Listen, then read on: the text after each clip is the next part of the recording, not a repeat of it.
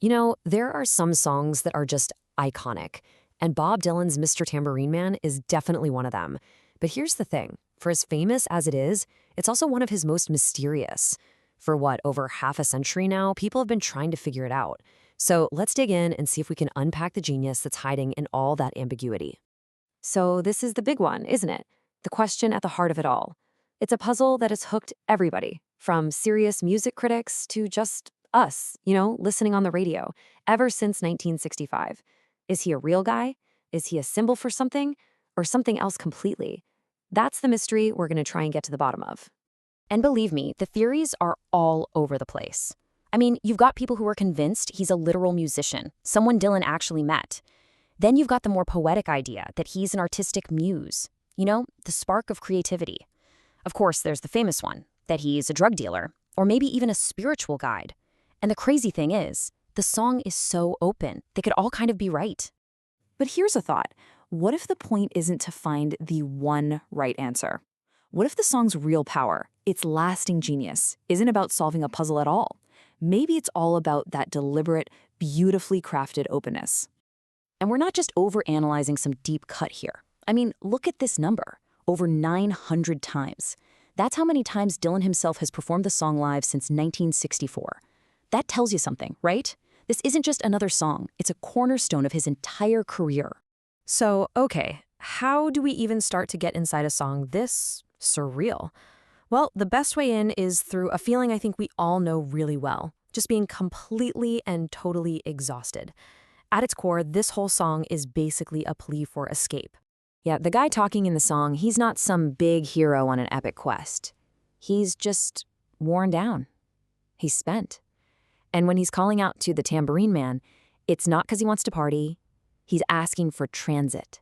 He just wants to be taken away from it all, And that feeling, that's what makes all the crazy, abstract stuff in the song feel so real and so human. And this is where it gets really interesting.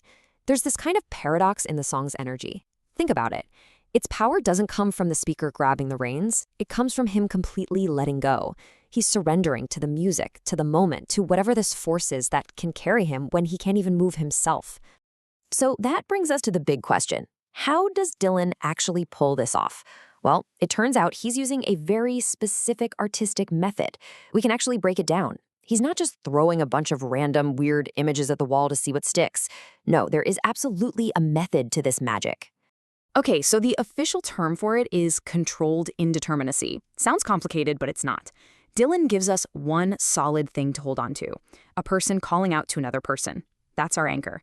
But then everything else around that simple plea, the places, the images, where they're going, is deliberately left to just drift and shift around. It's an absolutely brilliant way to make you feel grounded and completely lost all at once. So you can really think of his method as a simple 3-step recipe. Step 1, you start with a really clear, direct plea. Hey, Mr. Tambourine Man, play a song for me. Simple. Step 2, you surround that plea with a whole swirl of images that are floaty and unstable, frozen leaves, haunted, frightened trees. And then step 3, and this is key, you never, ever say where they're going. The destination is undefined, because the journey is the whole point. And the glue that holds all this together? You can call it dream logic. The way the song is built isn't random at all. It actually follows the logic of a dream, where one image just sort of flows into the next because of a feeling, or a sound, or some weird association, not because of a normal A to B to C story. It makes perfect sense, just not in a literal way.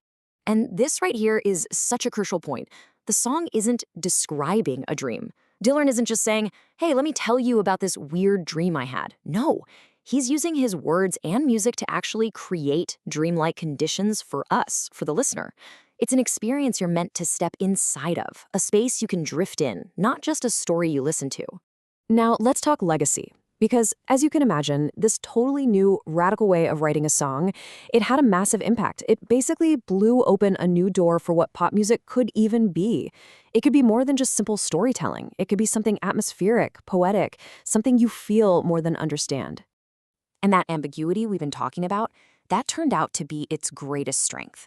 Get this, in the exact same year, 1965, you have Dylan's version, which is this quiet, personal, inward kind of plea. And then the Byrds come along and they completely transform it. They take that same open-ended song and turn it into this bright, jangly, electric anthem that goes to #1 and pretty much invents folk rock. The song was just that powerful. It could be both things. I mean, just look at the journey this song has been on. It's incredible. From the very first time Dylan played it live in 1964 to that explosive year in '65 when both versions came out, all the way to now, showing up on the soundtrack for a huge movie in 2024. This song hasn't just survived. It keeps getting rediscovered again and again by whole new generations. So when it all comes down to it, the genius here isn't some secret password you have to figure out or a puzzle you have to solve.